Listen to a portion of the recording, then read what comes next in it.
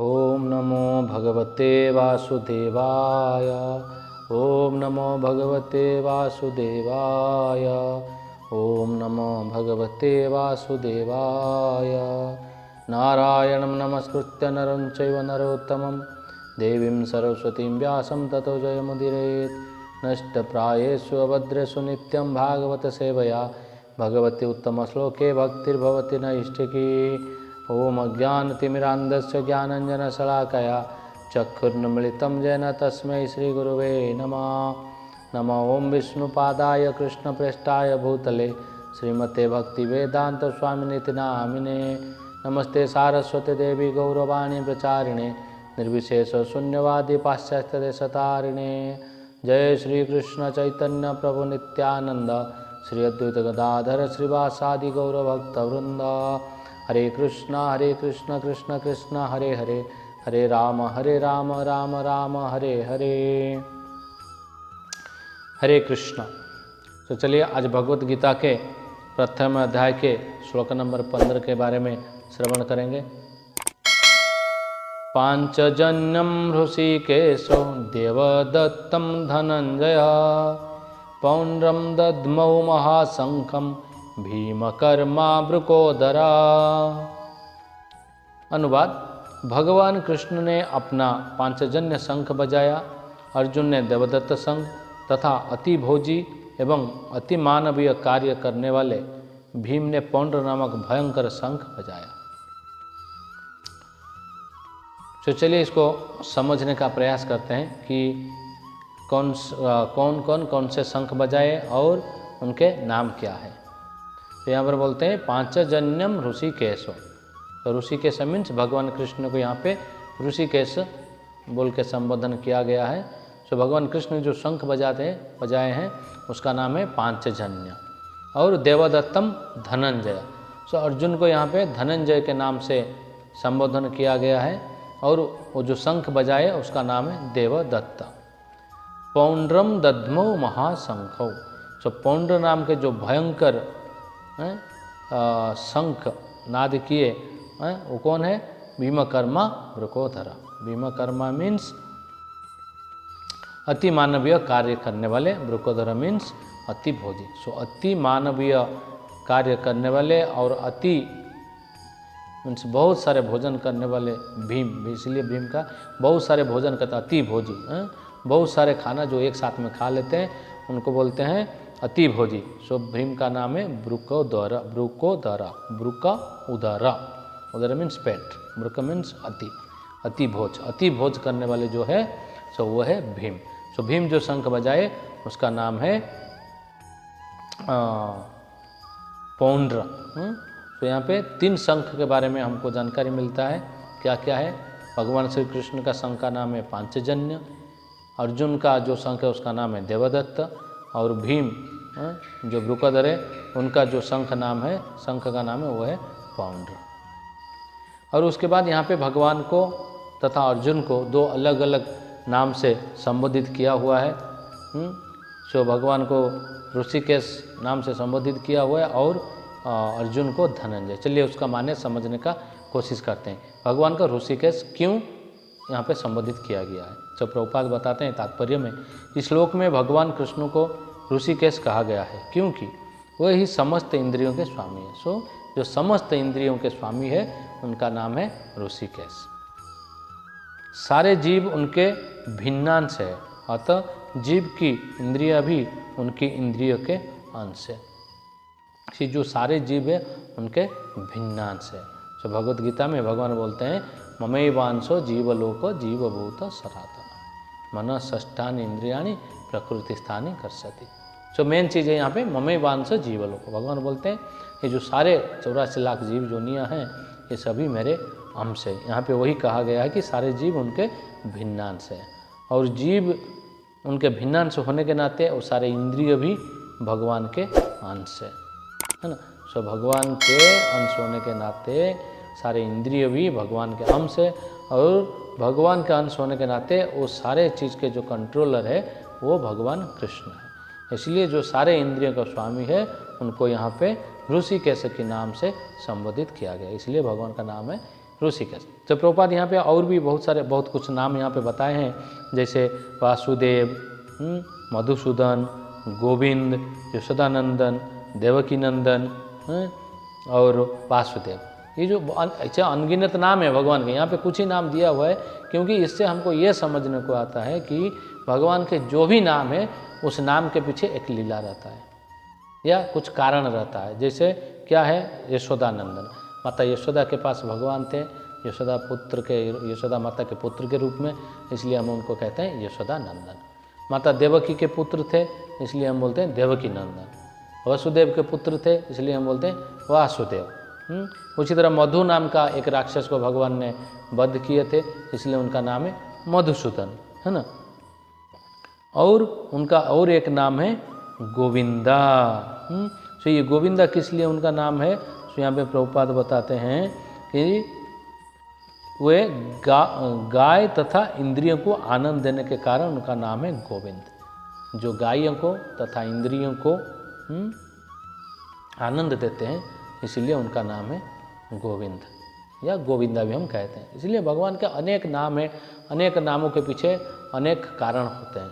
इसलिए ब्रह्मा जी ब्रह्म संहिता में उनके एक प्रार्थना में बोलते हैं, ईश्वर परम कृष्ण सचिदानंद विग्रह अनादिरादि गोविंद सर्व कारण कारण। जैसे यहाँ पे प्रभुपाद बोलते हैं कि कृष्ण ही हमारे सारे इंद्रियों के कारण है। जो विशेष करके भक्त लोगों का यहाँ पे प्रभुपाद ऋषिकेश का अनुवाद में शब्दार्थ में बताते हैं कि कृष्ण जो भक्तों की इंद्रियों को निर्देश करते हैं, इसलिए उनका नाम है ऋषिकेश। भगवान विशेष करके भक्तों की जो इंद्रिय है उनको निर्देश देते हैं कि आपको कैसे काम करना है, कैसे अपना कर्तव्य करना है। जैसे अर्जुन को यहाँ पे महाभारत की युद्धभूमि में भगवान स्वयं उनको निर्देश दे रहे हैं कि उनको क्या करना है और क्या नहीं करना है, इसलिए भगवान का नाम है ऋषिकेश। तो यहाँ पे और एक मायावादी के बारे में प्रभुपाद बताते हैं कि निर्विशेषवादी जीवों की इंद्रियों का कारण बताने में असमर्थ है। सो जो निर्विशेषवादी है, जो मायावादी है, जो शून्यवादी है, उन्होंने इस जीव का, जो हम जीवात्मा के इंद्रियों का कारण क्या है, इंद्रिय कैसे काम करता है, क्या स्वतः काम करता है या इसके पीछे कोई है, ये उनको ये जानने में वो लोग सक्षम नहीं है। इसीलिए लोग क्या कहते हैं कि जीवो इंद्रिय रहित है, इसलिए उनको निर्विशेष कहते हैं। यानी निर्विशेष यानी भगवान के कोई रूप नहीं है, कोई आकार नहीं है, ऐसा बताते। लेकिन अभी हमने जो आपको बताया ब्रह्म संहिता में ब्रह्मा जी ने जो प्रार्थना किए हैं, ईश्वर परम कृष्ण सच्चिदानंद विग्रह, उनके अगर रूप नहीं है तो फिर सच्चिदानंद विग्रह कहने का कोई तात्पर्य ही नहीं होता था। तो भगवान के जो रूप है वो क्या है, सत चित आनंद का रूप है ना। सत चित आनंद, सत मीन्स शाश्वत इटर्नल, चित मीन्स नॉलेज ज्ञान, सत चित आनंद, आनंद मीन्स फुल ब्लिसफुल, पूरे आनंद में रहते हैं। सो पूरे ज्ञान पूरे आनंद और ये शाश्वत है, इसलिए उनका जो शरीर है सच्चिदानंद, सच्चित आनंद का विग्रह है। सो इसमें मायावादी को जो बोलते हैं, मायावादी लोग जो बोलते हैं भगवान का आकार नहीं है, यहाँ पे डायरेक्टली प्रभुपाद इसको नाकार देते हैं, क्योंकि भगवान के रूप है। भगवान का अगर रूप नहीं है तो यहाँ पे हमारे कैसे रूप आया, ये तो कोई कल्पना है नहीं। भगवान के रूप है, इसलिए हमें उसी प्रकार का एक भौतिक शरीर मिला, भौतिक रूप। भगवान के जो रूप है वो है दिव्य आध्यात्मिक शरीर है। भगवान के जो शरीर है, हमारे जो है ये भौतिक। भगवान के जो इंद्रिय है वो भी आध्यात्मिक है, हमारे जो इंद्रिय है वो भौतिक है। सो हमें अपने कर्म के हिसाब से कर्म करने के लिए इस मृत्यु लोक में भेजा गया है, एक भौतिक शरीर और भौतिक इंद्रिय के सहायता से। हमें इसे आध्यात्मिक में परिवर्तन करना है। कैसे? हमें भक्ति सेवा में लगते हुए, भक्ति भगवान के भजन करते हुए धीरे धीरे धीरे अपने शरीर को आध्यात्मिक में परिवर्तन करना है। जैसे फॉर एग्जाम्पल एक लोहा का रड, वो लोहा ही है, अगर हम उसको आग में परिवर्तन करना है उसको रड को, तो क्या करना होगा, हमें उसको भट्टी के अंदर जहाँ आग जलता है उसके अंदर डालना है। उसके अंदर डालने से कुछ समय के बाद वो लोहा अभी अपना धर्म परिवर्तन करेगा। क्या होगा? वो आग में परिवर्तन हो जाएगा। जब तक वो लोहा के भट्टी के अंदर है तब तक वो लोहा नहीं, वो आग कहलाएगा, है तो लोहा ही, लेकिन आग के संस्पर्श में आने से वो आग में बदल गया है ना। उसी तरह हमारे शरीर भौतिक है, लेकिन हम आध्यात्मिक क्रियाएं करेंगे, आध्यात्मिक मार्ग पे चलेंगे, भजन साधन भक्ति तपस्या ये सब करेंगे, तो हमारा भी ये शरीर आध्यात्मिक में परिवर्तन हो जाएगा, है ना। सो इसीलिए हमारे इंद्रिय को कंट्रोल करने वाले भगवान कृष्ण, या जो उनका नाम यहाँ पे ऋषिकेश से बताए हैं, अगर हम भक्ति मार्ग में रहेंगे तो विशेष रूप से भगवान हमारे इंद्रियों का मार्गदर्शन करेंगे। इसलिए उनका नाम ऋषिकेश है। और उनका जो शंख है उसका नाम है पांचजन्य। अर्जुन का जो शंख है उसका नाम है देवदत्त। भीम का जो शंख है उसका नाम है पौंड्र, है ना। और एक धनंजय, अर्जुन को यहाँ पे धनंजय के नाम से संबोधित किया गया। क्यों संबोधित किया गया? उसका नाम तो अर्जुन है, तो यहाँ पे धनंजय क्यों कहा गया है? तो प्रभुपाद बताते हैं इस श्लोक में अर्जुन को धनंजय कहा गया क्योंकि जब इनके बड़े भाई को विभिन्न यज्ञ संपन्न करने के लिए धन की आवश्यकता हुई थी, तो उससे प्राप्त करने में उन्होंने सहायता की थी, इसलिए उनका नाम धनंजय। धनंजय का शब्द अर्थ में प्रभुपाद लिखते हैं धनम जय धनंजय। अर्जुन धन को जीतने वाला, जो धन को जीतने वाला है उसका नाम है धनंजय।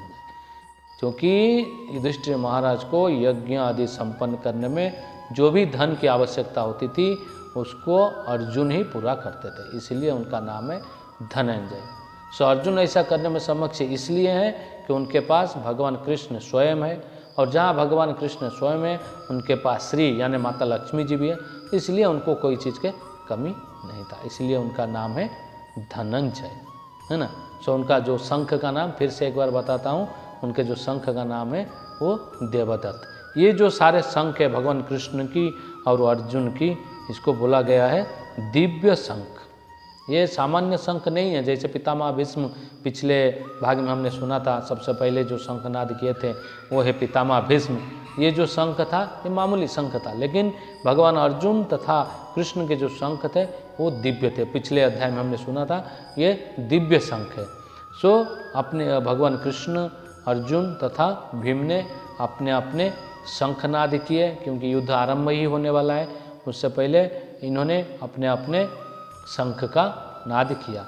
और भीम को यहाँ पे अति मानवीय मीन्स भीम कर्मा, अति मानवीय कार्य करने वाला। सो क्यों यहाँ पे बताया गया? क्योंकि वो जो कार्य करते थे वो शायद कोई कर सके, पांडवों में या कौरवों में जो भी है वो शायद ही कोई कर सके। उनके पास बहुत ही शक्ति था, असीमित शक्ति कहने से भी चलेगा, क्योंकि 1000 हाथी का जितना शक्ति होता है उतना शक्ति भीम के पास था। उन्होंने अपने समय पे हिडिंबासुर नामक एक राक्षस का वध किया था, वो बहुत ही भयानक राक्षस था।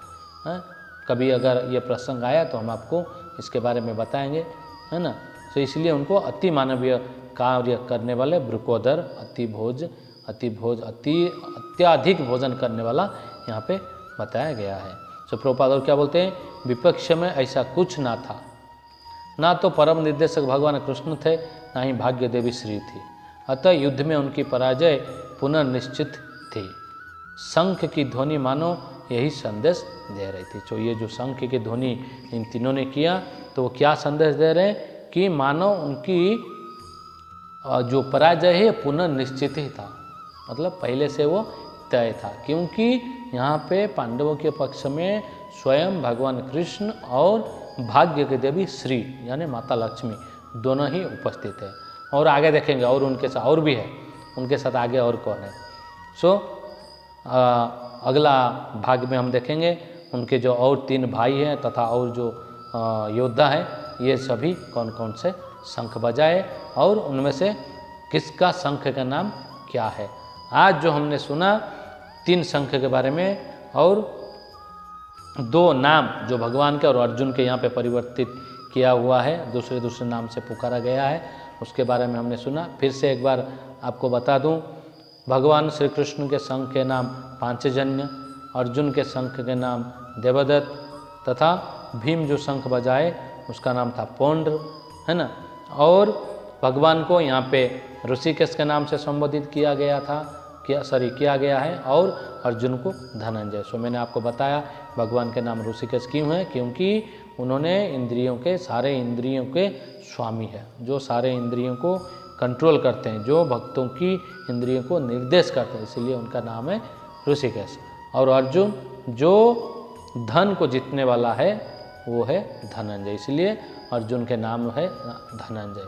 सो आज यहीं पे समाप्त करेंगे। अगले अध्याय में दूसरे जो रथी महारथी तथा पांडवों के भ्राता है, जो 3 भाई है अभिसरी और 2 भाई हैं, उनके शंख के नाम जो है क्या है उसको श्रवण करेंगे। सो आज यहीं समाप्त करते हैं। जय श्रीमद् भगवद गीता की जय, श्रील प्रभुपाद की जय। निताय गौर प्रेमानंदे। हरि हरि बोल।